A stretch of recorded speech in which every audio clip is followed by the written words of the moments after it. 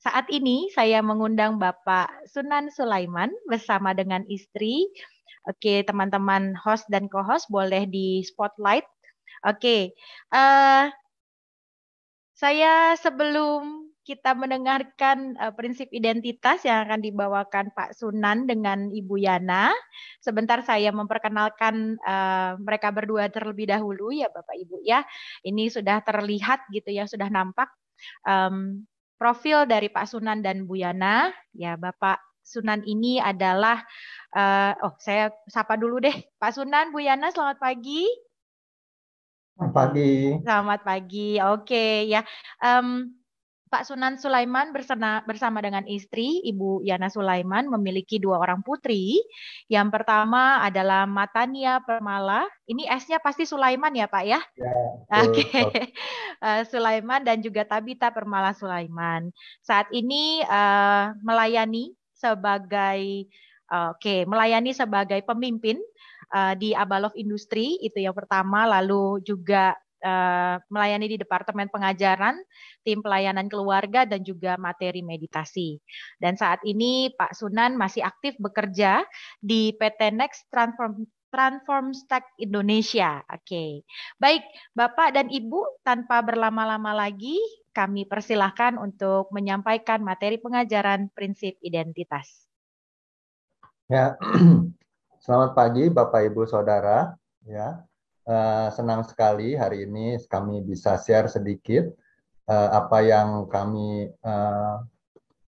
belajar dari prinsip-prinsip Firman Tuhan, khususnya terkait dengan identitas. Ya, nah, sebentar.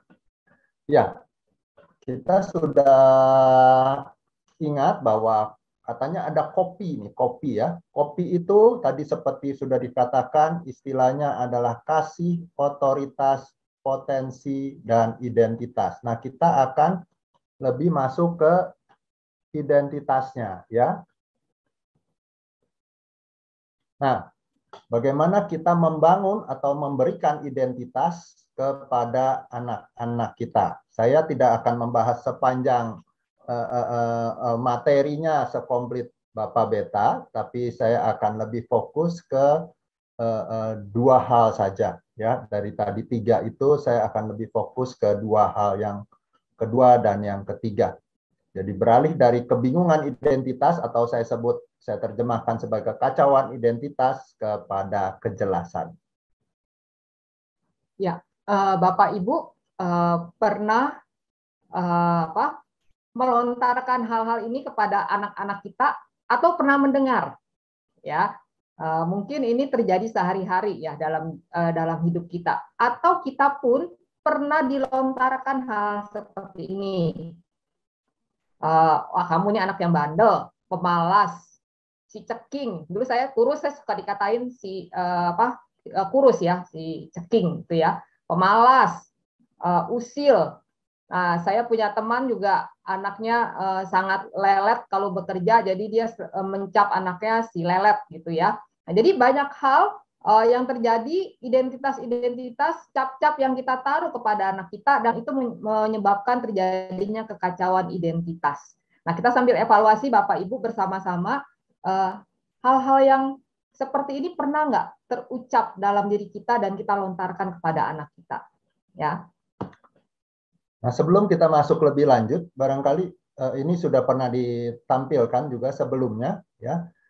Kita dibagi berdasarkan buku dari Casey Caston itu, kita tahu bahwa ada masa-masa dampak ibu dan masa-masa dampak ayah. Nah, masa-masa SD ini itu adalah masa dampak ayah yang sangat penting, ya.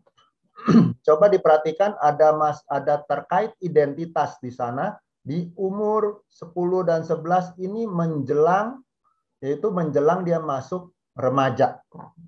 Pra-remaja ini masa pra-remaja menuju remaja.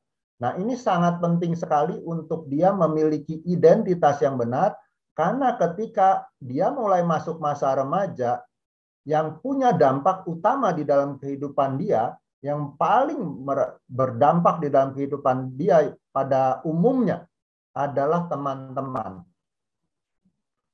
Nah, sebelum dia masuk ke masa dipengaruhi oleh teman-teman, kita sebagai orang tua penting sekali menanamkan identitas yang benar. Ya, ini masa-masa yang sangat penting. Masa-masa SD ya. Nah, apa identitas itu? Ya, identitas diri biasanya kita taunya sebagai gambar diri. Apa yang anak percaya tentang dirinya sendiri? Ya, pertama adalah siapa saya di hadapan keluarga. Nah, biasanya identitas ini terbentuk dari perkataan orang tua, perlakuan orang tua terhadap anak. Terus juga ada luka-luka yang pernah disebabkan oleh kita sebagai orang tua. Nah, itu yang akan membentuk identitas anak ya. Dan dia akan melihat diri dia, siapa dia di hadapan keluarga. Nah, ini juga akan menentukan tingkah laku dia ke depan, gitu ya. Nah, siapa saya di hadapan teman-teman? Nah, yang tadi suami saya bilang, ketika dia belum masuk, nanti ketika umur di atas 10 tahun ke atas, ketika dia masuk masa pra-remaja, itu teman-teman sangat berarti buat dia. Nah, di teman-teman ini biasanya nanti akan terbentuk ketika dia mulai merasa ingin dihargai. Jadi ketika teman-temannya nanti memberi cap kepada dia, apakah dia dijauhi atau justru di banyak teman yang mendekat dia kepada dia, itu akan menentukan identitas dia juga. Ya, jadi dari keluarga itu menentukan sekali, baru kemudian teman-teman, dan kadang-kadang dia siapa saya di hadapan Tuhan sudah banyak dipengaruhi oleh gaya, oleh nilai-nilai yang ditanamkan oleh keluarga dan teman-teman. Jadi kadang-kadang dia di hadapan Tuhan dia bingung. Ya, siapa saya ya?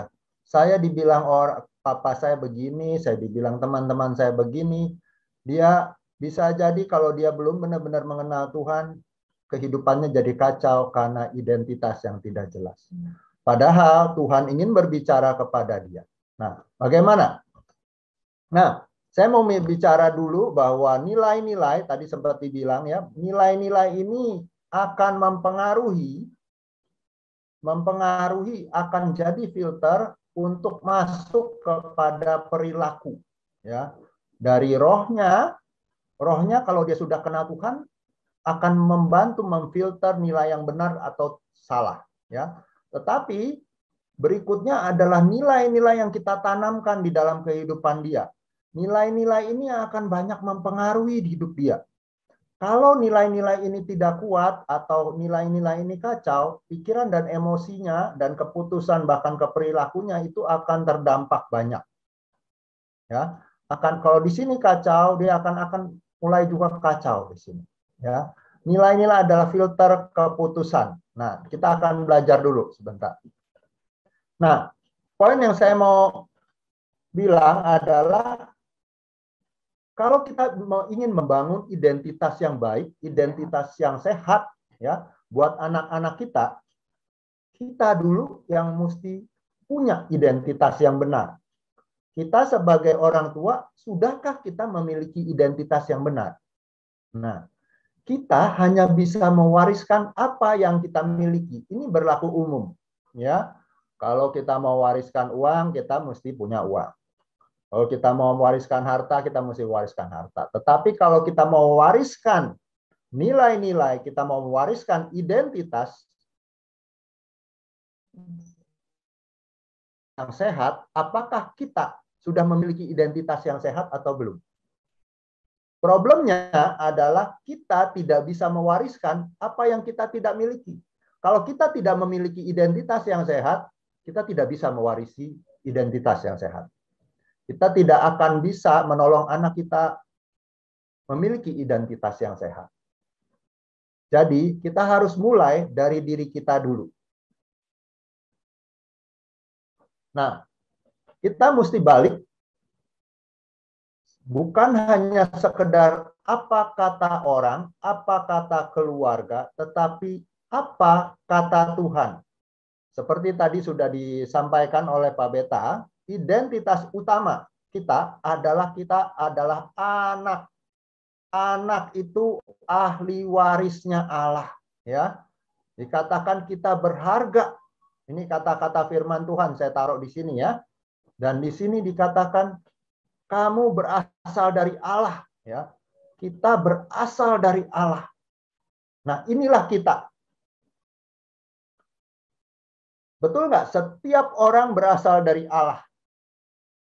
Nah, ada bedanya antara anak Allah dan sekedar diciptakan oleh Allah. Nah, kita mesti tahu bedanya dan kita mesti benar-benar menangkap bahwa kita adalah anak-anak Allah kalau kita sudah betul-betul percaya Yesus dan lahir baru.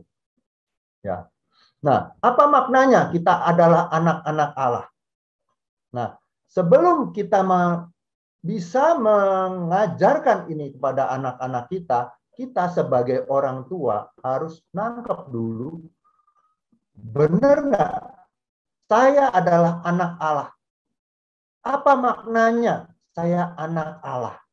Coba kita renungkan, betul nggak kita memiliki identitas yang kuat bahwa saya anak Allah yang benar? Nah, kadangkala ada dua ekstrim ya. Ketika kita bilang, oh ya saya anak Allah, waduh. Ada satu sisi orang-orang yang kemudian lalu jadi, oh saya anak raja. Raja, segala raja. Jadi saya punya otoritas besar. Saya punya kekayaan besar karena Allah saya punya segala sesuatu. Lalu kita jadi sombong. Atau mungkin merasa bahwa oh saya harusnya selalu diberkati. Nah, kita hati-hati. Kita mesti hati-hati. Ya, kita betul kita adalah anak-anak Allah. Kita sudah ditebus oleh Dia, kita sudah dibeli oleh Dia, diangkat anak oleh Allah Bapa kita. Tetapi itu bukan karena kita baik, bukan karena kita cantik, bukan karena kita hebat, bukan karena kita, wah ini anak istimewa, bukan. Tetapi semata-mata karena anugerah. Bukan karena kehebatan kita, semata-mata karena anugerah. Nah, ini yang kita mesti pegang, tanamkan dalam diri kita. Apa dampaknya kalau kita benar-benar nangkep posisi kita bahwa kita adalah orang yang diselamatkan karena anugerah? Kita harusnya mengucap syukur. Kita tidak sepatutnya sombong, ya. Kita menyadari diri kita berharga, tetapi bukan karena kita. Ya. Nah, demikian juga ketika kita mendidik anak kita, kita jangan sampai mendidik dia jadi, oh kamu anak Allah, jadi dia bangga, sekedar bangga. Nah, hati-hati. Dia mesti ingat bahwa dia adalah anak yang berdosa, yang butuh diselamatkan. Nah, saya ingin sekali menekankan bahwa orang tua harus mengajar anaknya menerima Yesus. Sehingga jadi betul-betul dia mengalami Kristus di dalam hidupnya. Bukan sekedar kata orang, bukan sekedar kata guru-guru dari Tunas Bangsa, bukan sekedar kata-kata dari guru-guru atau guru-guru sekolah minggunya, tetapi orang tua yang paling punya tanggung jawab untuk memastikan anak-anak mengalami Tuhan, ketemu sama Tuhan secara pribadi, mengalami pertobatan di dalam hidupnya, dia mengalami kehidupan baru karena ketemu dengan Tuhan. Pastikan saudara sebagai orang tua menginjili dan mengajarkan kebenaran firman Tuhan sampai dia ketemu Tuhan. Nah, selanjutnya ya. Kalau kita anak Tuhan, katanya kita bukan sekedar dipilih untuk diselamatkan selesai, bukan. Tetapi ada kata-kata di sini supaya kamu memberitakan perbuatan yang besar dari dia, ya. Kata-kata lain dari bahasa Inggris dikatakan secara gampangnya adalah dunia ini bukan rumah kamu. This world is not your home. Jangan betah-betah di dunia ini, ya. Jangan ikut dengan dunia ini. Artinya kita harus punya nilai yang beda. Jadi dasarnya karena kita anak Allah, kita pasti akan mengalami tantangan dari dunia ini. Karena itu, nah ini kalau kita ingat dari ini sebenarnya pelajaran dari otoritas ya. Saya ulang lagi, hidup ini bukan tentang saya. Bukan juga tentang kamu, tetapi tentang Kristus dan misinya. Ini mesti jadi dasar untuk kita punya tujuan. Ya, jadi identitas kita sebagai anak Allah akan menentukan apa yang harus kita lakukan. Karena kita anak Allah, hidup kita bukan tentang diri kita lagi. Hidup kita bukan tentang siapa-siapa, tetapi tentang Kristus.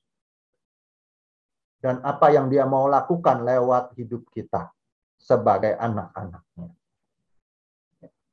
Nah, jadi penting sekali anak itu mengetahui identitas dia di hadapan Allah.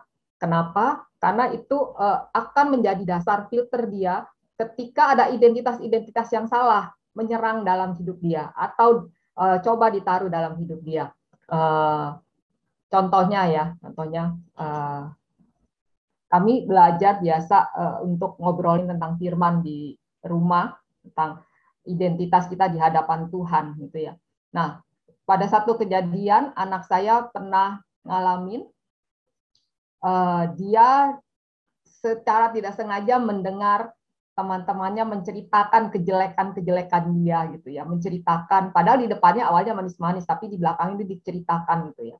Nah, di saat kondisi itu waktu itu dia akhirnya langsung lari ke kamar mandi, di situ dia nangis. Dia datang di hadapan Tuhan, dibilang Tuhan, aku sedih ngalamin hal ini. Gitu. Aku melihat bahwa mereka selama ini baik-baik aja, tapi kenapa di belakang ngomongin? Dia bergumul dengan pribadi dia, tapi waktu itu dia datang sama Tuhan, dia bilang, Tuhan, tapi aku tahu, aku berharga di mata Tuhan. Ya, jadi waktu itu dia cerita sama kita, dan kita maksudnya melihat bahwa ketika dia melihat identitas yang benar di hadapan Tuhan, ya, ketika ada misalnya dibully sama teman-temannya atau ada ide hal-hal yang tidak baik yang masuk ke dalam diri dia bisa memfilter itu, ya, karena dia sudah mengerti. Nah, tapi sebelumnya kalau kita mau menanamkan ini identitas yang benar di hadapan Allah, kita juga sebagai orang tua kita sendiri harus mengalami itu, gitu ya, identitas yang benar di hadapan Allah. Supaya apa? Supaya kita bukan hanya sekedar menyampaikan teori, ini identitas yang benar, tapi kita mentransfer iman kita, pengalaman pribadi kita dengan Tuhan, dan itu akan membuat anak menangkap, bukan teorinya, tapi anak menangkap bahwa ini mama papa saya pernah mengalami hal seperti ini. Nah, jadi penting sekali kita benar-benar menanam identitas yang benar di hadapan Tuhan seperti apa. Karena anak bapak ibu akan terus bertumbuh dewasa, apalagi udah memasuki pra remaja. Nah, itu pengaruh teman-teman sangat besar, dan bapak ibu nanti akan melihat banyak perubahan ya ketika mereka memasuki pra remaja, yang berontaknya, yang mulai beda gayanya. Nah, itu akan mengalami banyak perubahan. Kalau kita tidak pernah menaruh identitas yang benar pada anak-anak kita, nah itu akan sekali mudah goyah anak-anak kita. Ya, kita lanjutkan ya, saya lanjutkan. Ya, jadi seperti tadi yang bisa disampaikan juga, kita harus punya budaya tandingan.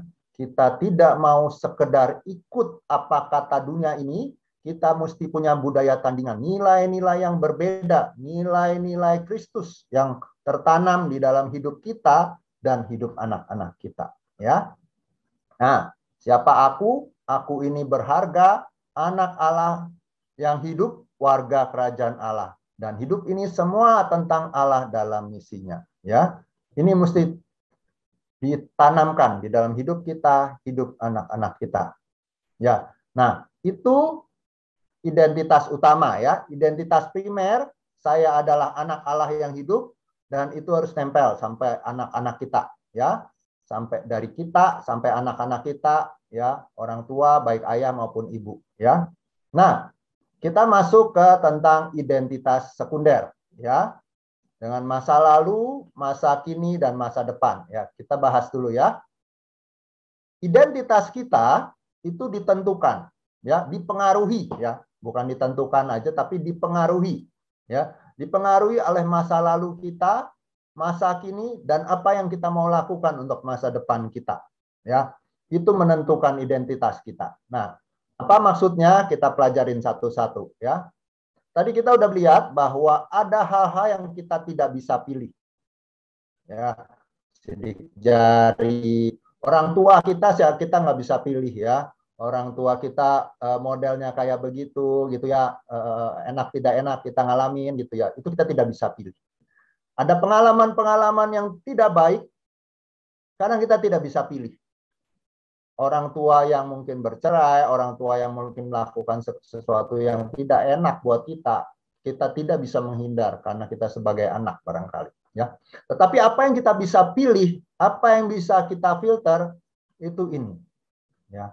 Bagaimana kita beradaptasi terhadap keterbatasan, terhadap hal-hal yang ada di dalam lingkungan kita, bagaimana kita beradaptasi, itu kita bisa pilih. Bagian budaya dari lingkungan kita, mana yang kita mau ambil, mana yang kita tidak mau ambil, itu kita bisa tentukan. Ya, nilai-nilai orang tua yang masuk ke dalam kehidupan kita bisa pilih apakah kita mau tetap pegang atau kita mau tinggalkan. Ada hal-hal yang tidak baik kita mau tolak, kita mau tinggalkan, itu kita bisa pilih kalau kita mau. Nah, respons terhadap pengalaman-pengalaman yang buruk, ya, itu kita bisa pilih. Nah, bagian ini sangat penting. Kadangkala kita merasa kita hanya korban dari masa lalu, korban dari suatu kehidupan yang kita tidak suka. Ada hal-hal yang tidak kita suka dari lingkungan kita, kondisi kita. Tetapi yang perlu kita lakukan adalah bagaimana berespons dengan benar. Nah, kita mesti akui bahwa ada hal-hal yang buruk yang masuk dalam kehidupan kita, tetapi kita bisa menolaknya, memfilternya, dan mengambil yang baik. Nah, jadi pengaruh masa lalu kita itu akan menentukan juga kita memberi identitas terhadap anak kita. Ya, saya kasih contoh, ya, misalnya kayak saya lahir 4 bersaudara, semuanya cowok. Dan budaya di keluarga adalah anak cowok sangat diperhatikan dan sangat dihargai. Nah, secara nggak sadar, ternyata mama saya, papa saya itu pilih kasih, lebih sayang ke anak cowok. Nah, dengan kondisi itu, saya membangun diri saya jadi pribadi yang, karena itu saya nggak boleh, yang saya nangkep ya waktu itu saya dapat, saya nggak boleh kalah dari pria.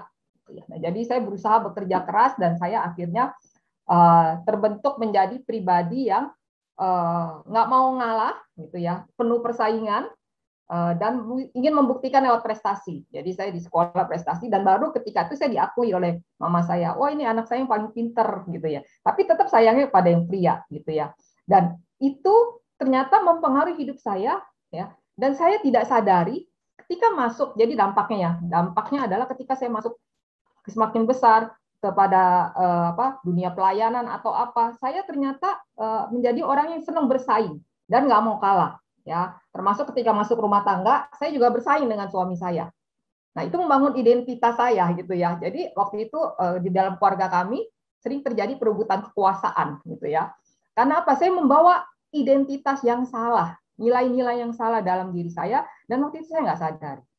Nah, apa dampaknya ketika saya punya anak? Karena saya dikuasai oleh rasa persaingan, terus prestasi, secara nggak sadar, saya akhirnya membangun itu juga kepada anak saya, identitas. Kalau kamu mau dihargai, kamu mau orang bisa ini, kamu mesti unggul di dalam prestasi. Nah, jadi nggak sadar kalau pulang sekolah, ya. Saya percaya Bapak Ibu di sini nggak ada yang pernah ngalamin, ya. Jadi kalau pulang sekolah yang saya tanya anak saya itu bukan, gimana pengalaman kamu di sekolah sama teman-teman gimana? Enggak, yang saya tanya, dapat berapa tadi nilainya? Gitu ya. Misalnya dapat 90. Terus saya tanya, ada yang dapat 100 nggak?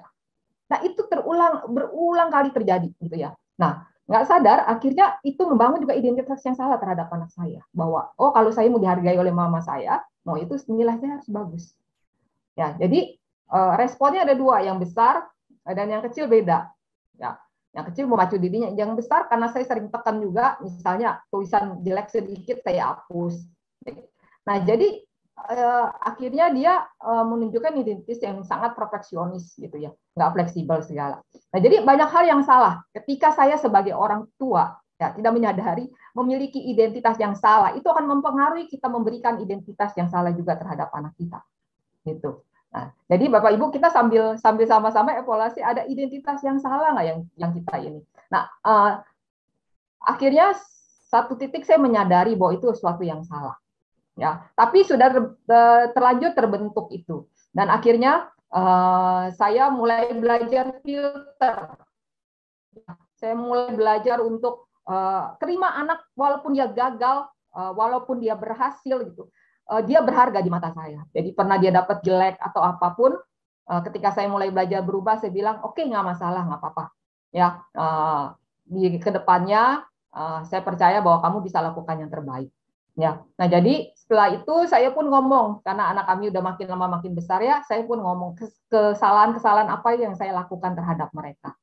Dan saya minta maaf ke mereka, dan mereka juga menyadari bahwa ada identitas yang salah yang mereka sudah terima dari saya. Nah, jadi kami sebagai orang tua belajar dan anak-anak pun belajar untuk terus menanam identitas yang benar. Jadi yang menentukan identitas yang benar, memfilter segala sesuatu adalah dimulai dari kita. Ya, jadi kondisi kita sebagai orang tua ini kondisinya saat ini seperti apa?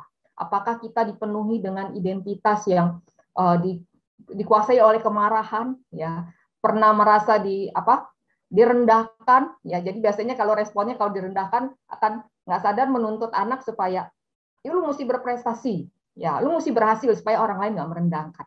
Nah, kita kadang-kadang nggak sadar. Nah, kita mau cek sama-sama, adakah identitas yang salah yang pernah kita terima, dan kita coba belajar untuk filter, sadari, terus kita belajar akui, terus kita mau belajar untuk belajar berubah pelan-pelan. Ya, saya percaya kita nggak langsung sempurna, tapi kita mau belajar untuk jadi lebih sehat.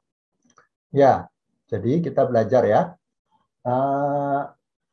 Filter terhadap masa lalu itu sebagai anak masih sulit melakukannya. Ya, tapi jadi orang tua nih yang mesti mulai dulu.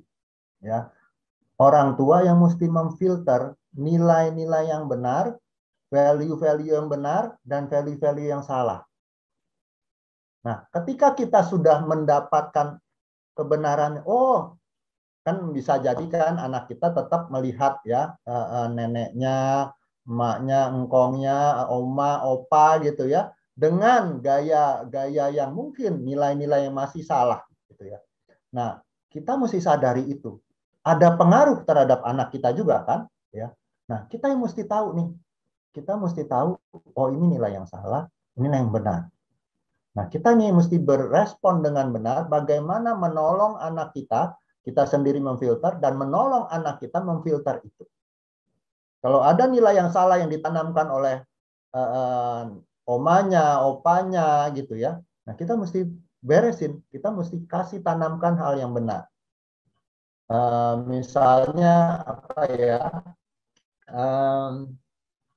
Orang tua saya dulu kadang-kadang suka menyembunyikan sesuatu ya. Dia kalau bagi sesuatu dia nggak cerita sama suaminya. Jadi mama saya itu dia kadang mau memberikan sesuatu kepada saya atau kepada istri saya gitu ya.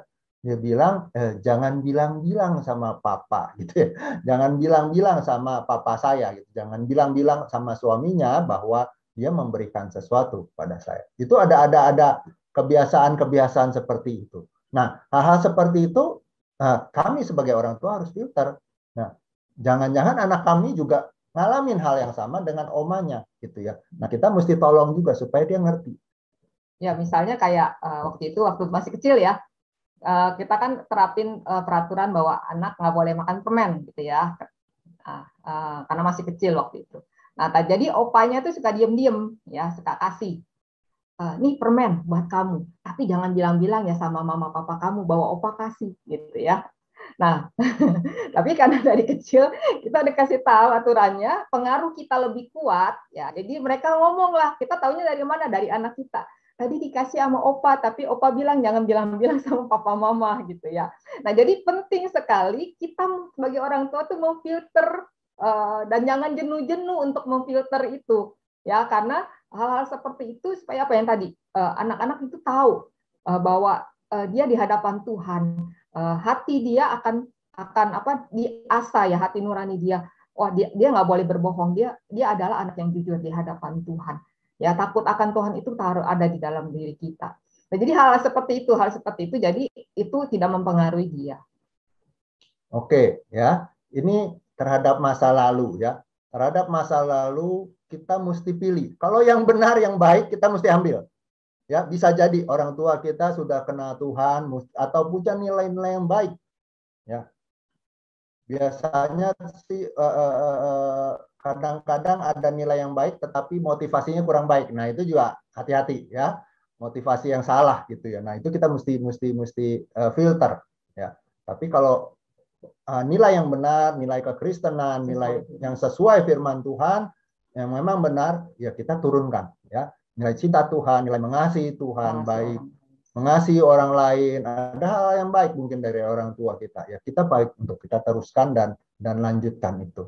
Nah, itu terhadap masa lalu ya. Nah, jadi apa masa lalu, apa yang saya warisi, itu kita mesti filter ya. Masa kini itu terkait nilai-nilai saya, teman-teman saya, dan pilihan-pilihan yang saya ambil. Nah, kita bicara sekarang tentang nilai-nilai keluarga ya. Nah, tadi seperti Pak Beta bilang, dia sudah punya 5 nilai keluarga di dalam kehidupan dia ya. Di dalam keluarga Pak Beta ada nilai-nilai yang dia pegang, yang dia sudah sepakati bersama. Nah, kita juga bisa bentuk nilai-nilai yang kita jadi pegangan buat keluarga kita ya. Nah, ini ada contoh-contoh beberapa saja saya tuliskan di sini, tetapi kita bisa bentuk nilai-nilai yang sesuai firman Tuhan yang kita mau pegang sebagai keluarga kita ya.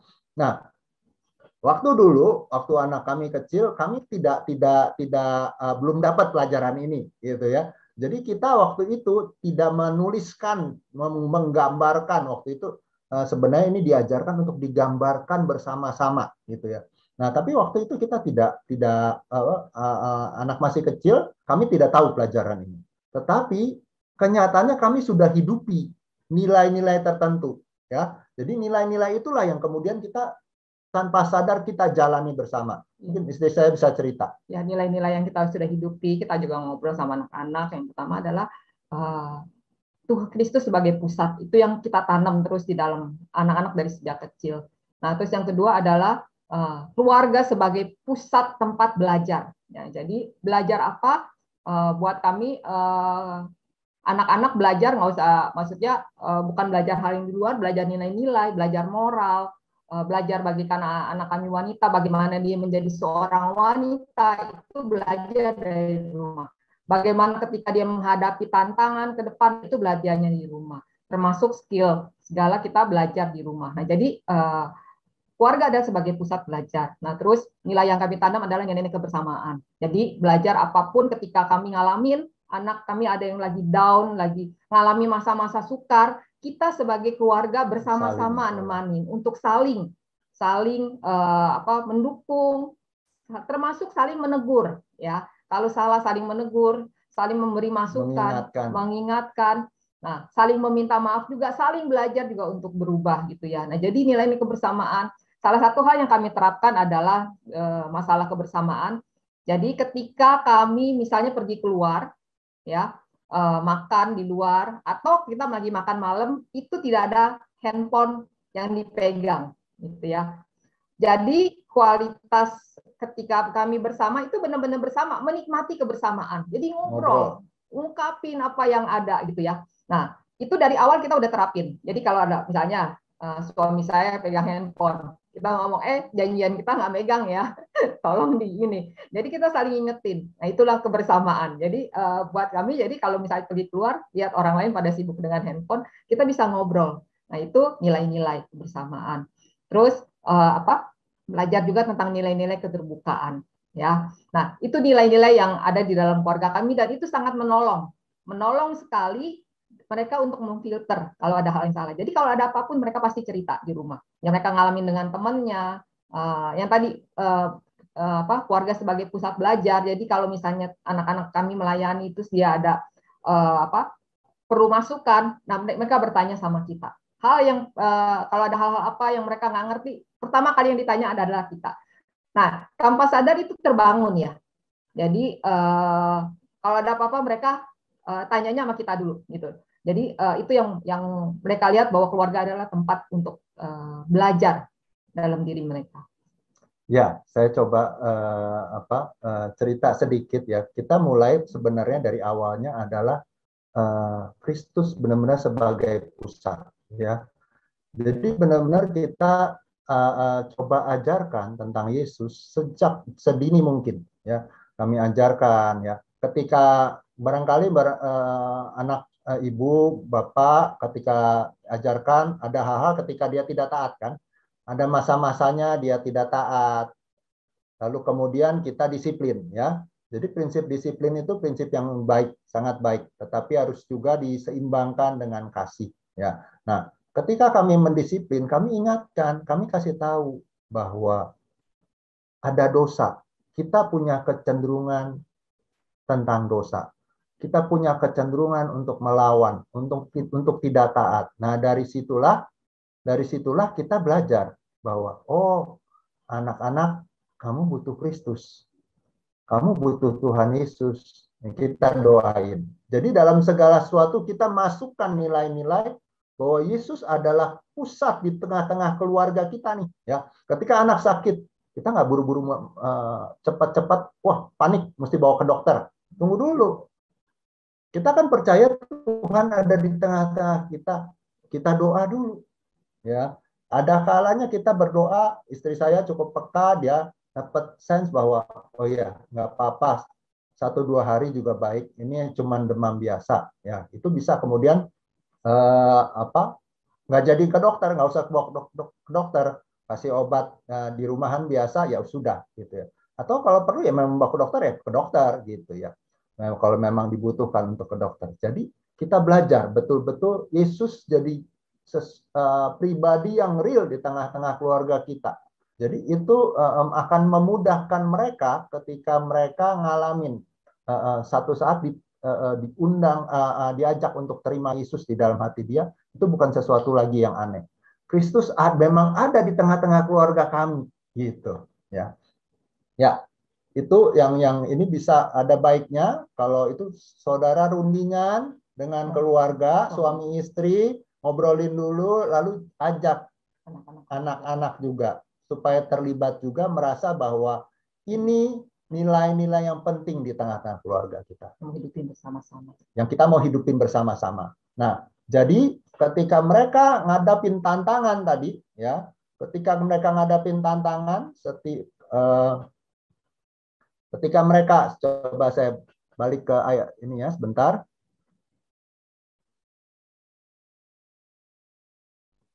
Ya, ketika ada tantangan, dia filternya dari hati dia dulu. Tetapi kemudian filter kedua adalah nilai-nilai. Saya diajarkan apa? Kristus sebagai pusat. Ini saya sudah tanya Tuhan Yesus belum? Dia tidak sekedar tergantung karena emosi dia lagi marah. Tapi dia filter dulu. Tuhan Yesus ngomong apa ya? Saya bisa tanya apa sama papa mama terkait hal ini? Baru dia berpikir, baru dia mengambil keputusan, dan itu dari perilaku dia. Nah, ini bisa dibangun dari kecil ya, Bapak Ibu.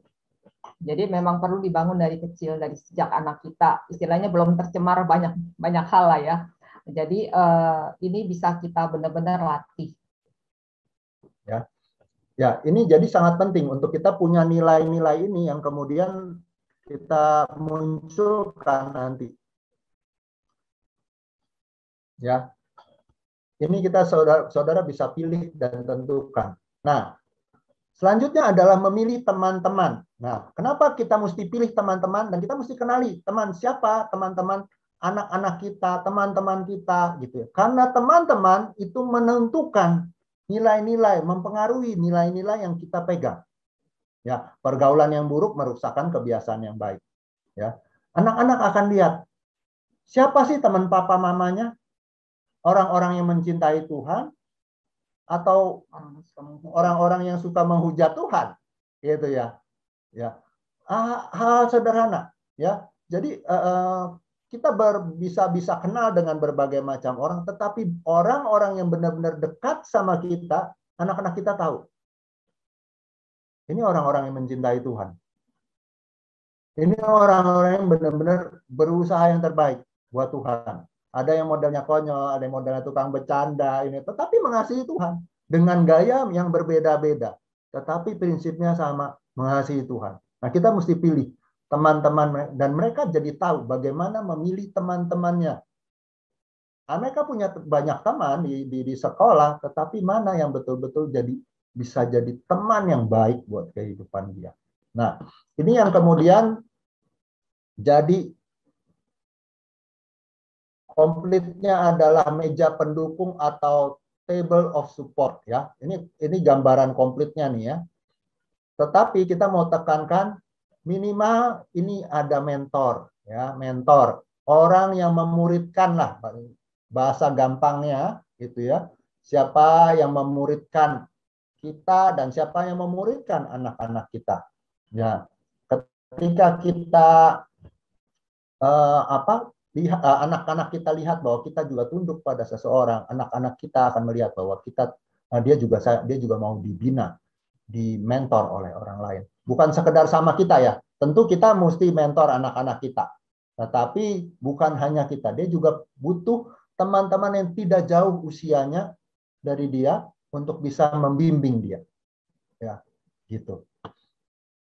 Lalu kemudian ada yang kemudian ketika dia sudah mulai cukup besar, jadi anak-anak kami itu mereka mulai terlibat di sekolah minggunya, mereka dari awal belajar, lalu ada program di sekolah minggunya mereka ikutin, lalu semakin mulai terlibat, mereka mulai dikasih tugas. Dan kemudian akhirnya mulai belajar memuridkan. Mulai mungkin kelas 4 atau kelas 5, mereka mulai memuridkan anak yang lebih kecil. Belajar. Jadi, ketika itu mereka mengalami kesulitan, mereka bisa tanya kami. Kita bisa dukung doa, kita bisa dorong. Gitu ya.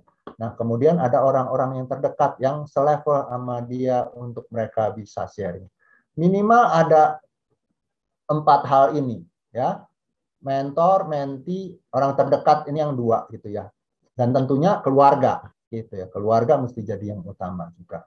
Nah, ini sangat mempengaruhi kehidupan mereka ke depannya. Jadi kita mesti tahu betul siapa yang jadi mentor anak-anak kita dan siapa yang jadi mentinya. Kita bisa tolong ya. Jadi kami pun mengenali dari satu sisi kami sendiri terbuka dengan teman-teman kami ya. Jadi mereka anak-anak tahu nih orang tuanya punya temannya siapa aja. Ya. Baik teman di kantor, baik teman di pelayanan, ya komunitasnya seperti apa. Ya, nah mereka tahu kita terbuka semua, ya, yang benar ada, yang nggak benar ada, mereka dia tahu, ya, kita biasa kenalin juga kepada mereka. Dan kita sendiri sebagai orang tua, saya itu akan mencari tahu, Sundan juga akan mencari tahu siapa teman anak-anak kita. Nah, supaya apa? Bukannya kita kepo ya sebagai orang tua, tapi ini sangat penting, ya, buat anak-anak kita. Dengan siapa dia bergaul sangat menentukan sekali, ya. Jadi kita tahu teman-temannya dia suka cerita, sampai dia suka siapapun kita tahu gitu ya, walaupun dia nggak ngomong siapa orangnya, kita mengenali ya anak-anak kita. Ya, saya suka tanya gimana kabarnya ini. Nah, pas saya tanya anak saya bilang kok mama ingat dia ada kasus ini. Oh ingat dong waktu dia cerita. Dan itu sangat membantu anak-anak kita. Oh mama saya, papa saya menghargai, mendengarkan teman-teman. Saya itu punya teman-teman. Dan kita juga kenal siapa mentornya, kadang-kadang kita suka ngobrol apa kesulitannya di rumah atau apapun. Jadi kita kerjasama dengan mentornya anak-anak kita. Kita juga suka ngobrol juga kadang-kadang dengan teman-temannya, ya. Nah, itu sangat membantu anak-anak kita dan kitanya sendiri untuk saling mendukung satu dengan yang lain. Supaya apa? Balik lagi mereka bisa memfilter kalau ada hal-hal yang tidak baik di dalam diri mereka. Oke, ini ada 6 dimensi kehidupan. Ya, ini mungkin saya nggak terlalu panjang aja. Tapi ini ada dimensi kehidupan yang kemudian akan dipengaruhi ya oleh ketika akan mempengaruhi identitasnya ke depannya. Ya, seperti dibilang tadi, kita nggak bisa hanya ngomong masalah rohani dengan anak kita. Akhirnya anak-anak kita berpikir seakan-akan ada hal yang rohani, ada hal yang tidak rohani. Ada hal yang jadi mereka hidup di dalam dikotomi istilahnya. Ada hal yang rohani, ada hal yang sekuler. Seakan-akan ketika mereka menikmati musik, menikmati hal-hal yang mereka suka, mereka anggap itu hal sekuler. Enggak, kita mesti jadikan itu sebagai satu bagian kehidupan yang kita nilainya hidupi bersama-sama, ya. Nah, bahwa Kristus itu ada di dalam semua segi kehidupan dia, gitu ya. Nah, ini saya kasih contoh aja, ya. Bagaimana pilihan kita menentukan identitas kita, misalnya rohani, ya. Kita mau nggak jadi orang yang berkomitmen? Kita mau nggak menjadi orang yang berpengaruh? Kita mau nggak jadi orang yang berprinsip, disiplin, setia, gitu ya. Nah, kita mau nggak lakukan ini? Kita mau sungguh-sungguh nggak menentukannya. Ini bukan sesuatu yang kemudian lalu istilahnya, oh ya saya terima dari orang. Bukan, ini pilihan. Ini keputusan yang kita butuh ambil tindakan untuk kita bisa jadi orang yang berkomitmen. Ada satu pilihan untuk kita menjadi orang yang berdisiplin, ya. Demikian juga ini, ya mungkin lebih jelasnya di sini. Kalau di sisi fisik, anak kita dan kita mau seperti apa? Mau sekedar cantik, mau keren, atau kita mau sehat? Kita mau modis, mau langsing, ya. Nah, kita mesti tentukan nih, ya, mau seperti apa. Nah, ketika dia punya tentukan, oh saya mau jadi kenapa kamu mau seperti itu, ya? Kenapa mau seperti itu? Nah, lalu kemudian itu dia mesti kalau dia misalnya mau jadi sehat, ya dia mesti makan makanan yang sehat. Dia mesti belajar olahraga, bukan sekedar merawat diri untuk cantik, bukan, gitu loh. Nah, jadi ada hal-hal yang mesti dia pilih di dalam kehidupan dia, dan kita mesti tolong mereka memilih hal-hal yang baik yang akan menentukan identitas dia ke depan. Ya, contoh lagi ya, dari sisi emosi. Kamu mau jadi anak yang seperti apa modelnya? Ya, tentu setiap anak, setiap ini punya kecenderungan tertentu ya. Nah, oh ya, saya mau jadi, ya nggak apa-apa, saya jadi orang yang stabil aja. Ya nggak apa-apa, terserah. Itu putusan dia. Dia bisa lanjutkan orang yang stabil, bisa terus stabil, tapi stabil dalam apa? Stabil dalam emosi, saya mau orang yang jadi tenang. Nah, kita mesti arahkan dia kepada satu pilihan yang baik di dalam hidup dia, supaya dia sesuai dengan diri dia juga. Oh, atau saya mau meningkatkan diri saya supaya saya lebih jadi orang yang lebih semangat.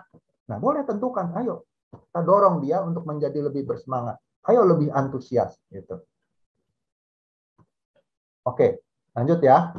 Sosial. Dia mau jadi anak yang seperti apa? Mau yang hangat atau perhatian atau ya pendengar aja sih gitu ya. Saya cuma mau jadi pendengar, saya nggak untuk perhatian saya kurang ini kurang suka atau kurang bisa. Saya jadi pendengar aja yang baik. Bisa begitu ya. Nah, dia mesti tentukan apa sebenarnya kehidupan dia ya. Demikian juga seterusnya ada tentang lingkungan. Bagaimana dia menyesuaikan dengan budaya atau dia pengen menjadi sesuatu yang lain lagi. Dia mau bersikap baik terhadap lingkungan atau bagaimana, ya. Demikian seterusnya. Terkait intelektual, dia mau jadi anak yang model seperti apa? Mau kreatif, mau jadi cerdas secara apa, yang cerdas di bidang apa? Kita mesti tolong mereka sesuai dengan kekuatan mereka tentunya, ya. Nah, semua ini akan menentukan hidup dia. Semua ini akan menentukan bagaimana dia nantinya. Nah, sekali lagi saya tekankan ini peran ayah atau peran orang tua ya. Membantu anak-anak menyaring masa lalunya. Ya. Dan hanya pegang pada bagian-bagian yang bermanfaat gitu. Nah, masa lalu dia mungkin belum bisa filter. Kita mesti tolong. Kita yang mesti tolong sebagai orang tua. Dan kita arahkan dia, ya. Lalu kemudian pegang pada nilai-nilai yang benar, ya. Nah, kita mesti tentukan tadi ya, nilai-nilai seperti apa yang kita mau pegang. Teman-teman yang seperti apa yang dia mau pilih di dalam hidupnya. Dan kita tolong dia mengambil pilihan-pilihan yang benar di masa sekarang itu, ya, masa lalu, masa sekarang, dan arahkan anak-anak untuk tinggal dalam misi yang Tuhan taruh dalam hidup dia. Anak SD bisa nggak punya cita-cita yang jelas? Bisa aja. Tapi mungkin juga belum. Beda-beda tiap anak. Tapi kita mesti arahkan hidup ini. Kamu mesti cari rencana Tuhan apa yang Tuhan mau untuk kamu lakukan di dalam hidup kamu. Dan kita tolong dia. Ya, jadi mengarahkannya itu bukan mengarahkan maunya kita. Jadi kita ingat bahwa anak-anak kita itu bukan anaknya kita, tapi anaknya Tuhan. Jadi dia bukan membawa misinya kita, tapi misinya Tuhan. Ya, jadi kami waktu anak-anak kami mulai dari SD atau apapun, kita selalu ajarkan mereka adalah kalau kamu di sekolah ini, kamu mau lakukan apa dengan hidup kamu? Kamu mau jadi berkat seperti apa? Supaya apa? Anak tahu bahwa dia hidup itu bukan hanya sekedar sekolah, tapi dia membawa misinya Tuhan di dalam hidup mereka. Nah, kita orang tua yang mengarahkan. Ketika anak kami semakin besar mengambil jurusan, juga kenapa kamu mengambil jurusan itu? Dan kita sebagai orang tua mendoakan bersama-sama. Nah, jadi ini memang ditekankan adalah perannya ayah. Tapi bukan berarti ibu bersorak-sorai bahwa wah ini istri ibu nggak perlu berperan. Enggak.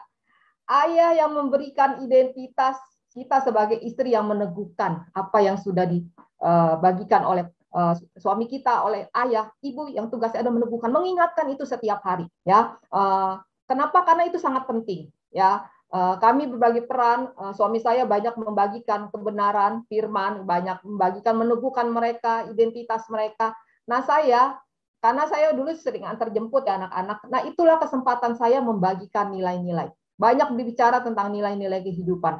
Jadi jangan sampai nanti ayah sudah meneguhkan, istrinya tidak setuju, ya, dengan gampangnya bilang, itu bapak lu mah nggak benar, bapak lu mah seperti ini. Nah, jangan sampai hal itu terjadi, ya. Jangan sampai anak melihat bingung. Ini sebenarnya benar yang mana sih? Ya, jadi mari kita suami istri yang meneguhkan, kita sebagai istri meneguhkan yang sudah ada. Ya, dan terus bagikan nilai-nilai itu dimanapun kita berada. Ya, ini saja materi yang kami sampaikan. Semoga ini bisa dipraktekkan dan menjadi berkat buat Bapak, Ibu, Saudara semua. Terima kasih.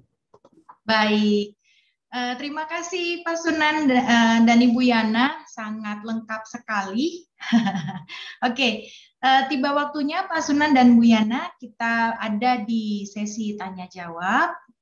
Oke, baik. Tapi sebelum kita berada pada sesi tanya jawab, terlebih dahulu kami mau menginformasikan kembali kepada Bapak Ibu bahwa sebentar lagi rekan saya akan drop Google Form untuk pengisian kehadiran Bapak Ibu pada sesi Parents Meeting pada pagi hari ini. Bapak Ibu dapat mengaksesnya melalui chat box. Sekali lagi, Bapak Ibu bisa mengisi data kehadiran Bapak Ibu pada pagi hari ini melalui chat box. Saat ini Bapak Ibu bisa mengisinya. Silahkan diklik link yang sudah di-share oleh rekan saya di chat box. Oke, baik. Bapak Ibu bisa mengisi sesuai dengan area masing-masing ya Bapak Ibu, karena ini ada 2 area, ada Greenfield dan ada Gading Serpong. Oke, belum ada link. Oke, sebentar Ibu, mohon ditunggu. Sebentar lagi linknya akan di-drop oleh admin Zoom, Miss Amel. Oke, apakah sudah Miss Amel? Oke, sembari ya Bapak Ibu ya, nanti kita akan Bapak Ibu bisa mengakses daftar hadir untuk diisi oleh Bapak Ibu sekalian. Oke, kita akan berada pada sesi tanya jawab. Barusan tadi ada yang angkat tangan ya Bapak Ibu ya. Baik, saya informasikan terlebih dahulu bahwa sesi tanya jawab kita pada pagi hari ini. Pertama, Bapak Ibu bisa mengetikkan pertanyaan tadi setelah mendengar penjelasan yang cukup penuh dari Pak Sunan dan juga Ibu Yana ya. Mereka saling mengisi gitu ya sebagai orang tua yang sudah cukup berpengalaman dalam membangun keluarga sehat seutuhnya. Bapak Ibu bisa mengetikkan chat dan dikirim kepada admin Zoom. Begitu ya Bapak Ibu ya. Di sini Bapak Ibu di setting pertemuan kita pada pagi hari ini, Bapak Ibu bisa mengirim pertanyaan tersebut kepada admin Zoom. Mohon menunggu untuk link absensi ya Bapak Ibu ya, link daftar hadir, mohon ditunggu sekali lagi. Oke, saat ini apakah rekan saya Miss Amel, apakah sudah ada yang bertanya? Kalau masih belum ada, mungkin ada di antara Bapak Ibu yang ingin langsung bertanya. Mungkin berpikirnya, Miss, saya tidak perlu ketik di chat, bolehkah saya bertanya langsung? Ya, silahkan Bapak Ibu boleh menggunakan reaction. Menggunakan reaction, angkat tangan begini ya reactionnya ya Bapak Ibu ya. Nanti tinggal kami akan, Bapak Ibu bisa langsung bertanya kepada Pak Sunan dan juga Ibu Yana. Begitu. Apakah ada Bapak Ibu? Oke.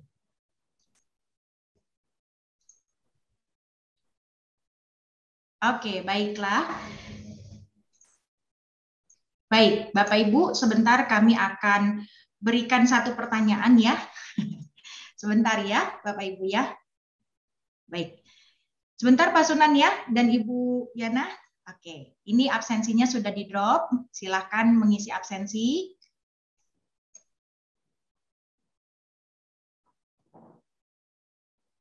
Oke, rekan saya Miss Amel, apakah sudah kembali? Boleh dibantu Miss Keisha atau Mr. Vicky?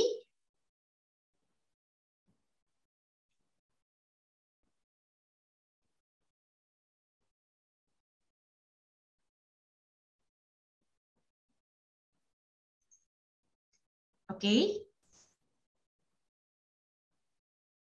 Saya akan membacakan satu pertanyaan ya Pak. Ada satu pertanyaan yang muncul ya Pak ya. Mohon ditunggu sebentar.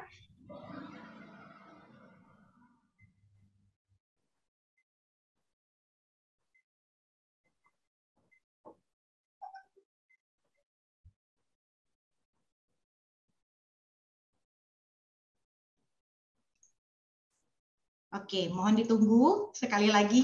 Dari tadi menunggu terus ya. Oke. Oke, ya. Baik. Oke, baik. Baik, Bapak. Ada satu pertanyaan yang muncul, Pak Sunan dan Ibu Yana. Kalau misalnya di dalam kehidupan rumah tangga, seorang ayah tidak melakukan fungsinya tadi sebagai pemberi identitas kepada anak, Pak. Begitu. Apakah bagaimana tuh Pak jadinya? Kira-kira apa yang bisa dilakukan seperti itu? Ya, memang idealnya ayah ya yang harus melakukan, tetapi kalau ayah tidak, ya kalau ayahnya mendengarkan hari ini ya bisa bertobat gitu ya. Tetapi kalau ayahnya mungkin tidak ada di sini, ada ibunya aja, ibu bisa tetap mengambil peranan. Ya, jadi ibu yang menolong, memberikan identitas yang benar dulu kepada anak. Ya, mulai dari ibu. Ya, jadi kita tidak sebagai anak Tuhan, kita jangan menyalahkan kondisi, oh suami saya tidak berperan dan sebagainya. Tetapi apa yang kita bisa lakukan? Apa yang kita bisa lakukan, kita mulai dari situ. Jadi akan lebih baik daripada kita menunggu dan tidak jelas, lebih baik ibu berperan memberikan identitas yang baik. Mengajarkan kebenaran bisa. Ibu bisa mengajarkan dan anak bisa melihat contoh yang baik dari ibu contoh yang bagaimana ibu berrespon yang benar, memberikan nilai-nilai yang benar kepada anak. Ya, tapi yang pasti balik lagi sikap kita sebagai istri walaupun suami kita belum berfungsi adalah balik lagi hormatilah suami kita walaupun kondisinya tidak ideal, ya kondisinya tidak seperti yang diharapkan. Kenapa? Karena itu akan berpengaruh sangat baik kepada anak-anak kita ketika kita sebagai istri menghormati suami walaupun kondisi seperti apa. Dia akan melihat bahwa seperti itulah Kristus. Nah, itu yang dibilang mengajarkan itulah Kristus yang belajar walaupun dia sudah disiksa, walaupun dia tidak bersalah, tapi dia tetap mengasihi kita, tetap menghormati kita gitu ya, menghargai kita sebagai pribadi. Itulah kasih tanpa syarat ya, dan anak juga bisa belajar sesuatu ya. Jadi baik suami atau istri kalau salah satu tidak berfungsi, jangan pernah menjelek-jelekkan pasangan kita terhadap anak kita. Ya, karena itu adalah nilai yang diturunkan juga pada anak kita akhirnya. Ya. Dan akhirnya anak juga punya identitas yang salah akhirnya, gitu ya. Karena biar gimana banyak sekali kejadian sekarang suami ketika nggak berfungsi istrinya menjelek-jelekan, bahkan bukan hanya di hadapan anaknya tapi juga di hadapan umum. Ya, walaupun dengan alasan rohani, bilang wah suami saya nggak pernah, saya minta didoain suami saya seperti ini gitu ya.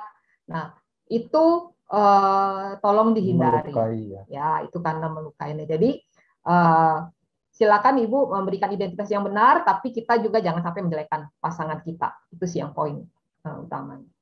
Oke, thank you Pak Sunan, Bu Yana. Ini ada lanjutan lagi. Ini sebaliknya Pak Sunan dan Bu Yana. Bagaimana juga kalau kondisi masa lalu yang dampak ibu tidak cukup berperan baik gitu ya. Oke. Sebentar, saya bacakan terlebih dahulu. Yang Miss Amel boleh di ini dulu ya. Oke. Bagaimana kondisi, sekali lagi saya bacakan ya Bapak Sunan dan Ibu Yana, masa lalu yang dampak ibu tidak cukup berperan dengan baik. Bagaimana memulihkan masa-masa tersebut?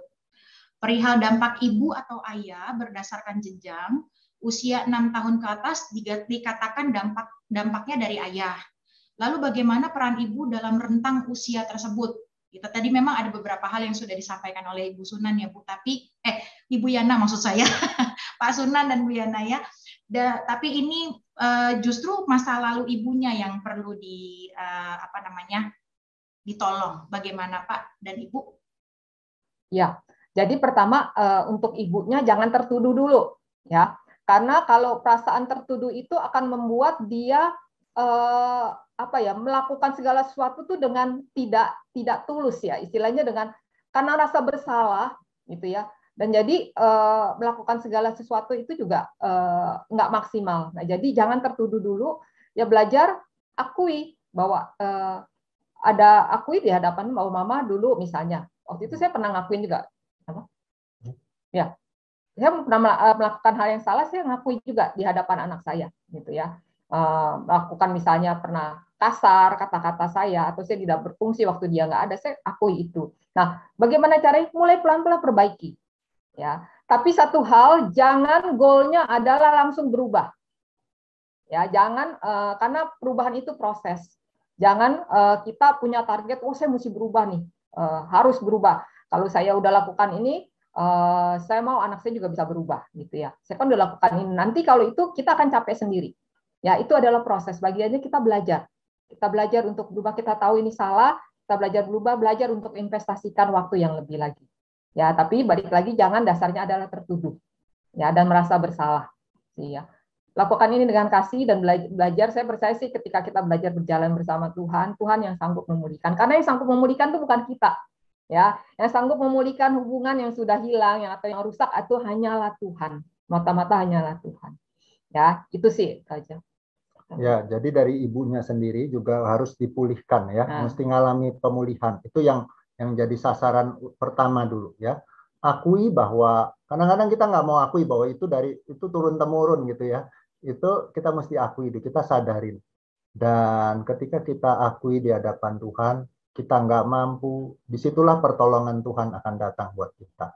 Nah, Yang berikutnya tadi kan tentang peran ayah ya, dampak ayah di masa 6 sampai 12 tahun ya. Nah, itu jangan sampai disalahartikan bahwa pada masa itu harusnya yang berperan hanya ayah. Bukan seperti itu ya. Tetapi kenyataannya di masa itu anak akan melihat ayahnya lebih utama, sehingga dia akan melihat apa yang ayahnya lakukan akan lebih berdampak di dalam kehidupan dia. Gitu. Jadi bagaimana peran ibu?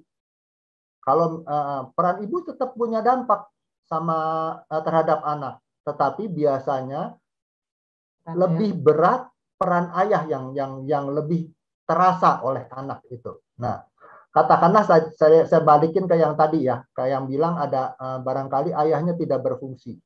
Artinya ibunya harus ekstra kerja keras gitu ya, supaya dia kalau dia bersikap seperti biasa, dia punya dampak pada anaknya, tetapi tidak sebesar ayahnya. Jadi ibu harus berjuang lebih keras supaya dampaknya itu terus dirasakan oleh sang anak. Gitu. Tetapi secara natural itu akan dirasakan. Tetap ada momen yang hilang. Ada momen yang hilang lah gitu. Ada sesuatu yang hilang dari kondisi ketidakhadiran ayah atau ayah yang kurang berperan gitu ya. Itu aja. Oke, baik Pak. Tadi di terakhir bahwa akan ada kekosongan ya Pak ya, tapi ya.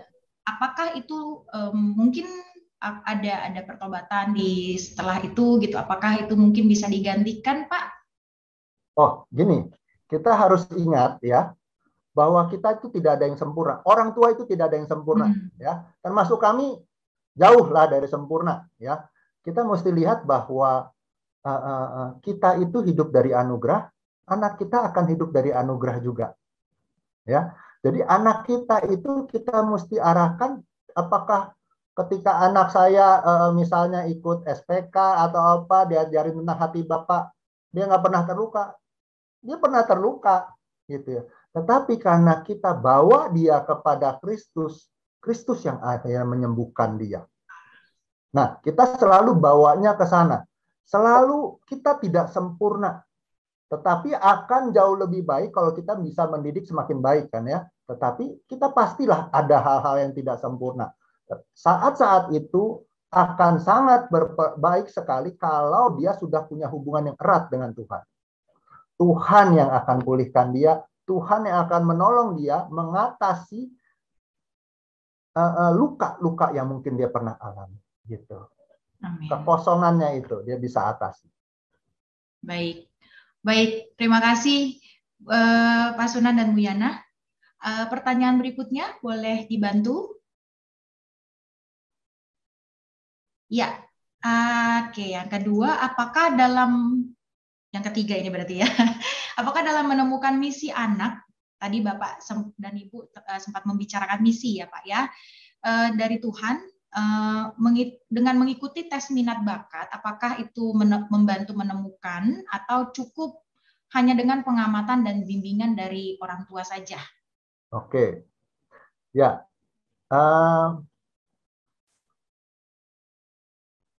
Itu bisa sangat membantu, tes minat dan bakat itu bisa sangat membantu. Tetapi balik lagi, jadi gini, ya. Apalagi apakah orang tua saja cukup? Bisa aja cukup juga, bisa juga. Apalagi kalau orang tuanya psikolog ya boleh lebih bagus lagi, gitu ya. Ya, tetapi segala tools yang ada kita bisa manfaatkan, ya. Ada tes minat bakat, ada tes profil kepribadian segala macam bisa aja. Nah, tetapi kita tidak sekedar ditentukan oleh minat dan bakat kita. Kehidupan kita, misi kita belum tentu hanya ditentukan oleh minat dan bakat kita. Belum tentu. Kita mesti lihat aspek-aspek lainnya. Jadi kadang-kadang Tuhan bawa anak kita misalnya untuk dia punya belas kasihan kepada orang-orang tertentu, punya perhatian terhadap hal-hal tertentu. Nah, kita mesti dorong dia berdoa. Kembali lagi semuanya bahwa ajar dia dengar dari Tuhan. Tuhan mau apa di dalam hidup kamu. Ya, berarti kita mesti seimbangkan hal ini dengan tes minat bakat tadi. Karena kita tidak bisa hanya menentukan dari tes minat bakat toh. Tidak balance nantinya. Karena kita adalah orang berdosa, minat bakat kita bisa juga tercemari oleh dosa. Sehingga itu bisa jadi menuntun kepada sesuatu yang salah. Kita mesti balikkan kepada pertanyaan dari minat, dari bakat yang ada di dalam diri kamu, Tuhan mau lakukan apa di dalam diri kamu. Ya. Jadi secara prinsip, apakah itu akan membantu? Sangat membantu. Sangat membantu, tapi bukan jadi penentu kali ya Pak, begitu? Betul, bukan penentu. Oke, baik. Ada tambahan dari Bu Yana? Ya, mungkin dari pengalaman kami kali ya, dari pengalaman kami, anak kami yang besar itu karena dia senang baca buku-buku tentang tokoh dunia gitu ya. Nah, dia tertarik sekali menjadi dokter untuk menolong banyak orang. Dari kecil dia senang baca gitu ya. Nah, jadi dia secara ini terinspirasi untuk saya mau jadi dokter nih untuk nolong orang. Nah, tapi semakin besar nyatanya pengen orang sembuh. Ya? Pengen orang sembuh gitu ya. Dia punya kasih karunia di situ, pengen orang sembuh gitu ya. Nah, terus pada kenyataannya semakin besar dia semakin takut untuk jadi dokter. Kenapa? Karena dia nggak berani lihat darah, nggak berani hal-hal yang mengerikan gitu ya. Nah, sampai waktu itu dia hilang cita-citanya seperti itu. Aku nggak mau jadi dokter. Nah, akhirnya udah oke. Tapi Tuhan taruh apa dalam hidup kamu? Balik, dia ingin menolong orang lain sembuh, gitu ya. Nah, akhirnya oke, kita doain sama papa mama, doain kamu juga berdoa. Sampai akhirnya Tuhan taruh untuk dia jadi psikolog, ya. Dan akhirnya dia ambil jurusan itu, sekarang kuliah dan dia nanti mau melanjutkan ambil psikolog klinis anak, gitu ya, untuk dia menolong anak-anak yang sebenarnya luka, sakit secara emosi. Nah, jadi sebenarnya sama-sama juga menyembuhkan, tapi dari sisi kejiwaannya lebih lagi. Nah, dia menemukan panggilan di situ dan dia menikmati. Nah, tapi balik lagi, bukan kita yang menentukan, tapi bahwa dia juga untuk belajar mengambil keputusan. Gitu. Nah, di situ dia mantap, dia oke. Nah, jadi kita ngomong, oke, kamu ambil keputusan ini, kamu akan menanggung dengan segala risikonya yang kamu tahu. Ya, belajarnya seperti apa. Jadi kita yang mengarah, kita coba membantu dia, menemani dia, gitu. Jadi itu. Baik, terima kasih Pak Sunan, Bu Yana. Berikutnya ada pertanyaan kembali dari orang tua, ini boleh ditampilkan? Oke. Ya, kapan kita harus mulai mencari mentor dari luar dan menti buat anak-anak kita? Apakah anak kami umur 9 tahun sudah bisa mencari mentor atau menti? Ya, bisa jadi kita yang mencarikan, orang tua juga bisa mentor ya. Atau, nah, ini tergantung sih sebenarnya kondisi. Kami cerita deh, anak kami itu karena dia ikut di program di Abalaf ya, di industri itu ada kemudian ada gereja anak kega yang kemudian mereka di gereja anak kega itu visinya adalah melibatkan anak, merasakan anak itu sebagai satu gereja anak gitu ya. Jadi mereka visinya adalah supaya anak memiliki gereja itu istilahnya. Anak-anak yang melayani gitu. Jadi mereka diarahkan untuk terlibat melayani anak-anak lain gitu ya. Nah, jadi sejak mereka ya itu sekitar 9 tahun itu mereka mulai ikut ya apa istilahnya saya lupa istilahnya jadi MFC ya Max Friends Camp gitu ya. Max Friends Camp dia terima ada ini lalu kemudian dia mulai dimuridkan di situ ya. Jadi dari memang dari program gereja sendiri sudah ada arahan untuk dia dimuridkan. Dia sudah diarahkan siapa yang akan membimbing dia setelah dia pulang dari program itu. Nah, mulai dari situ dia dimuridkan dan mulai kemudian ada kesempatan lagi berikutnya dia mulai memuridkan anak lain. Ya. Jadi ketika angkatan berikutnya dia tidak lagi ikut sebagai peserta, tapi dia sebagai pembina yang memuridkan. Waktu itu umurnya sekitar 10 tahunan gitu ya, tapi udah membina, dikasih tanggung jawab. Dan jadi memang anaknya terlibat dulu kali di dalam satu itu ya, jadi bisa jadi itu gitu ya, bisa jadi tahu siapa yang bisa mementor dia gitu ya. Nah, jadi untuk memiliki mentor, orang tua mesti membantu dan melihat kondisi. Kalau tadi seperti itu, kami tidak terlalu terlibat sih, tetapi dari gereja anak Ega terlibat banyak untuk kemudian mereka yang tentukan mentornya. Ya sudah, gitu ya. Tetapi kalau untuk memiliki menti, kita mesti lihat dulu anak kita sudah mulai punya tanggung jawab atau belum. Anak kita sudah mau belajar memperhatikan atau belum. Kita mesti pancing, kita mesti tanya apa yang ada di dalam hati dia. Supaya bukan sekedar punya menti-menti bohongan gitu ya, nggak ada gunanya gitu ya. Tapi benar-benar dia memang punya perhatian, mau membantu orang lain, menolong anak lain gitu, yang biasanya punya beberapa tahun jarak gitu ya, bisa gitu. Oke, baik. Terima kasih Pak Sunan, Bu Yana sekali lagi. Apakah masih ada pertanyaan lagi, Miss Amel? Oke, ya. Oke.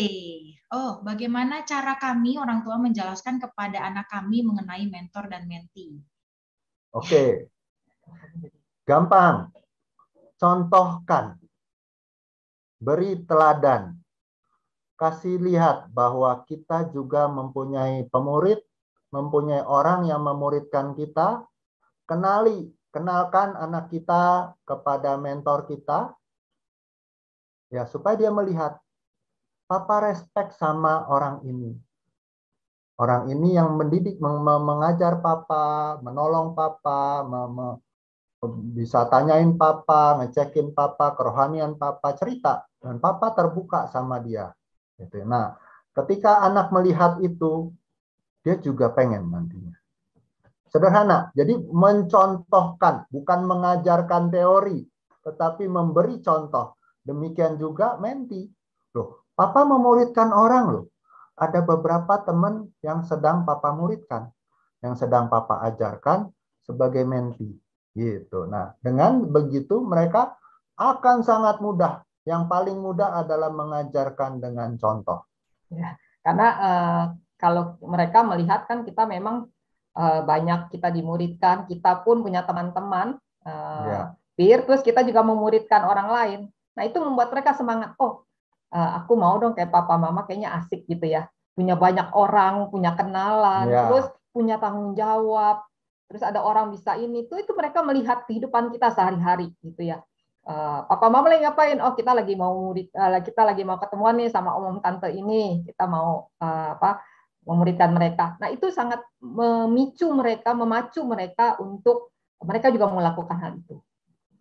Iya, jadi waktu kami anak-anak masih kecil sekali, kami itu menjadi pembina di bimbingan pranikah namanya di gereja kami. Jadi ada teman-teman pasangan-pasangan yang mau menikah itu suka ke rumah, ya, ke rumah ada semacam komunitas sel gitu, ngobrol cerita-cerita, kita bimbing, ada yang konseling. Jadi mereka tahu, mereka lihat dengan mata kepala mereka sendiri bagaimana papa mamanya membimbing orang, mengajarkan gitu. Mereka tahu, jadi oh BPN, ya dia udah tahu. Jadi satu saat nih masuk BPN gitu ya, udah tahu, kebayang sama dia gitu. Contoh akan sangat jauh lebih mudah daripada sekedar konsep. Oke, baik. Terima kasih. Satu pertanyaan lagi, Pak Sunan dan Bu Yana. Silakan. Oke, bagaimana cara yang lebih bijaksana jika anak-anak kita dididik sama Mbak karena orang tua kerja dari pagi sampai malam. Misalnya pulangnya jam 8 malam, berangkat sudah pagi-pagi mungkin ya Pak ya. Maksudnya orang tua memiliki lebih sedikit waktu buat anak-anak dan orang tua bisa tetap dekat dengan anak-anak. Iya, ini memang problem saat-saat ini ya, ketika orang tua sibuk. Memang akan sulit. Saya mesti akui bahwa ini akan sulit. Karena biar bagaimana mereka belajar bukan sekedar dari kata-kata. Kita nggak bisa sekedar pulang, lalu kemudian bacain aturan dari 1 sampai 10, ajarin firman Tuhan, sekedar bacain atau enggak ada gunanya banyak, ya, karena dia melihat pengalaman itu sangat membekas di dalam hati mereka. Ketika mereka melihat, bisa jadi ketika mereka sedang sedih, ketika mereka sedang ngadapin masalah, yang ada di rumah siapa? Mbaknya. Jadi dia cerita sama mbaknya, dia akan belajar dari mbaknya. Salah nggak anaknya? Nggak salah anaknya. Salah siapa? Kita, orang tua. Akan sangat sulit. Jadi memang harus berjuang banget untuk memberi waktu lebih lagi. Berusaha coba bertanya kepada anak, cerita, dengerin anak, kira-kira anak sedang ngalamin apa. Jangan banyak mengajar dulu, tetapi justru banyak mendengar dari anak.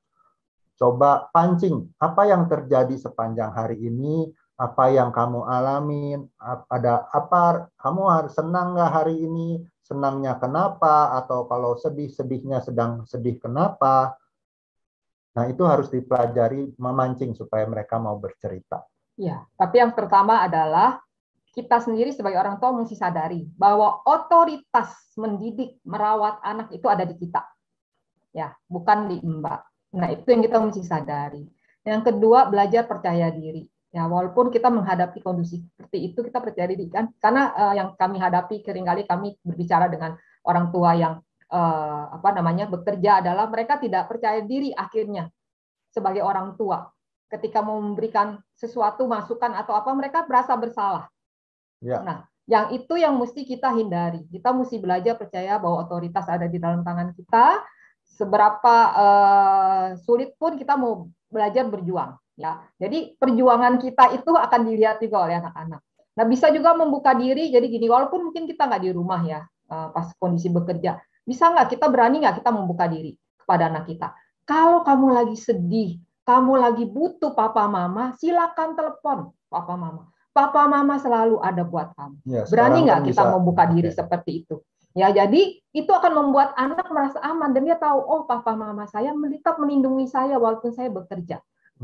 Gitu. Ya, jadi kita sendiri bukan karena kecenderungan ketika bekerja pulang inginnya nyantai, gitu ya. Inginnya. Nah, itu yang memang kalau bekerja ya harus berjuang dari sisi ekstra, mendengarkan, menerima keluhan. Kalaupun kita disalahkan oleh anak, kita jangan langsung juga marah atau menyalahkan, tapi kita belajar untuk ya udah terima. Ya memang ini ada sesuatu yang itu. Nah, kita belajar untuk akhirnya diskusi. Tapi yang pasti belajar percaya diri bahwa otoritas ada di dalam tangan kita. Ya, nah sama yang tadi belajar membuka diri, berani nggak kita ngomong, kamu kondisi apapun telepon mama, papa mama selalu ada buat kamu. Nah itu yang membuat anak diteguhkan, tidak merasa ditinggalkan. Karena kecenderungannya kalau orang tua bekerja, perasaan yang ada adalah kesepian, ditinggalkan dan tidak dipedulikan. Ya itu identitas yang terbentuk akhirnya. Nah tapi kalau kita bekerja kita bisa siasatin, karena kita ada teman dia siasatin walaupun dia bekerja ya, dia berusaha kalau karena nggak jauh tempat kerjanya, pulang siang pasti dia ke rumah, tanyain kondisi anak-anaknya. Jadi anak-anaknya tahu bahwa papa mamanya tetap sayang, walaupun mungkin ada masalah di sisi waktu untuk mereka ketemu. Atau telepon anak-anak dari telepon waktu istirahat atau waktunya mereka istirahat, kita yang sempatkan telepon. Ya, jadi tunjukkan sama anak-anak bahwa kita memang peduli dan dengan tulus ya. Anak-anak sekarang kan tantangannya banyak ya. Tantangan dari teman-teman, tantangan dari sekolah, dan kita mesti belajar mengerti kesulitan yang mereka sedang alami, bukan sekedar meremehkan apa yang mereka alami. Yang mereka rasakan. Yang mereka rasakan. Mereka akan merasa sangat terluka ketika mereka cerita, tetapi dianggap bahwa mereka melebih-lebihkan, dianggap mereka, kamu mah gitu aja nggak bisa gitu ya. Papa dulu lagi ini kuat-kuat aja. Nah, ini mereka akan merasa kesel, nggak akan merasa diterima gitu ya. Karena anak itu paling sebel katanya, paling sebel kalau orang tuanya bilang katanya, dulu nih papa kayak gini, dulu mama nggak seperti ini gitu ya. Itu anak bilang, aduh aku paling sebel dengar orang itu kan itu papa mama dulu kan, kali zamannya udah beda gitu ya. Iya, itu paling Mesti dihindari itu kata-kata seperti itu. Paling udah anak paling sebel itu. Iya. Oke, itu sih aja. Oke, thank you Pak. Itu dulu papa mama saya. Pasti mengenang-kenang masa lalu seperti itu ya orang tua ya. Wah, mudah-mudahan cukup putus di saya ya Pak ya. Jadi nanti ini. Oke, satu lagi nih Pak Sunan dan Bu Yana, boleh ya? Silakan. Oke. Silakan Miss. Oke. Ya. Oh, apa indikatornya? Wah, lumayan bahasanya ini Pak ya. Indikatornya kalau anak kita sudah memiliki identitas yang baik, apa yang bisa terlihat dari luar? Anak saya cenderung stabil dan saya orang tua tunggal. Oke. Bahasanya berat ya, indikator ya. Iya, makanya Pak, dia ada indikator. Gini aja. Paling sederhana adalah ketika dia ngadapin masalah. Coba amati ketika dia sedang ngalamin masalah, apa reaksi dia. Ya, ketika dia ngalamin tekanan, dia jadi galau kah, atau dia bisa tetap tenang, atau bagaimana. Ya, amati anak-anak kita harus jadi orang yang mempelajari anak kita dengan sungguh-sungguh kondisi dia. Apalagi masalahnya kan kalau anak pendiam, dia cenderung tidak terlalu bisa mengungkapkan mungkin emosi dia. Nah, ini justru butuh dipancing. Ya, anak-anak yang pendiam, kayak saya pendiam gitu ya, saya butuh dipancing. Dia kalau nggak kelihatan dia sebenarnya merasakan apa. Kita butuh pancing ketika dia ngalamin apa, butuh banyak bertanya. Sempatkan waktu bertanya, mendengarkan dia, dan kalau dia sedang ngalamin tantangan, tanya apa perasaannya. Tanya apa yang ada di dalam pikiran dia. Nah, di situ masa-masanya kita menanamkan kembali kalau ada hal-hal yang kurang benar. Jadi indikatornya ya lihat dari reaksi dia ketika apakah respons dia benar, apakah respons dia sesuai firman Tuhan, apakah respons dia galau, goyah seperti seakan-akan ya seperti Matius 7:24-27 ya, kalau badai datang apakah dia goyah atau dia tetap teguh. Dari situ kita bisa mulai melihat. Ya, terus sikap dia di luar sama di rumah sama nggak gitu ya. Nah. Itu bisa saya jadi indikator. Ya, sejauhnya di rumah dia ingin, supaya saya nggak dimarahin mama, ya udahlah saya mah taat aja lah gitu ya. Tapi di luar jadi liar gitu ya. Nah, itu kan berarti ada yang kayak gitu ya, anak-anak kayak gitu ya. Wah, di luar mah baik-baik banget, tapi kalau ada juga bisa jadi di luar baik-baik. Di luar gitu tampil ya, baik, di dalam liarnya minta ampun gitu ya. Nah, itu berarti ada kebingungan identitas ya berarti ya, karena ingin menyenangkan orang lain. Nah, kita bisa lihat dari situ ya. Nah, jadi kalau misalnya dia punya identitas benar, dia teguh dengan pendirian dia, gitu ya. Dia tahu dia lakukan ini dengan segala risikonya, dengan segala apapun dia tahu punya pendirian yang kuat. Misalnya kayak masalah kejujuran. Sekarang nih lagi sekolah online, ulangan nggak nyontek, itu kan kecenderungan sangat ini sekali kan. Peluang untuk nyontek itu sangat ini sekali. Nah, tapi ketika dia punya identitas yang benar bahwa saya anak Allah, saya mesti takut akan Tuhan gitu ya. Saya melakukan ini yang terbaik, walaupun resikonya nilai saya jelek, dia akan tetap lakukan hal yang jujur. Nah, itu kita bisa lihat, gitu ya. Nah, kita bisa juga tanya tuh. Jadi ketika ada kesempatan untuk berbuat dosa, apa yang dia lakukan gitu ya. Itu sih ya. Jadi bisa kita perhatikan lah. Sangat baik sekali kalau kita bisa mengamati anak kita, ya, karena itu kita akan mengenali siapa anak kita, gitu ya, kondisinya, kebutuhannya apa, masalah-masalah dia apa, itu sangat membantu sekali dan membuat anak juga merasa aman ketika kita peduli dengan hidup mereka. Amin, amin. Oke, baik, terima kasih Pak Sunan dan Ibu Yana.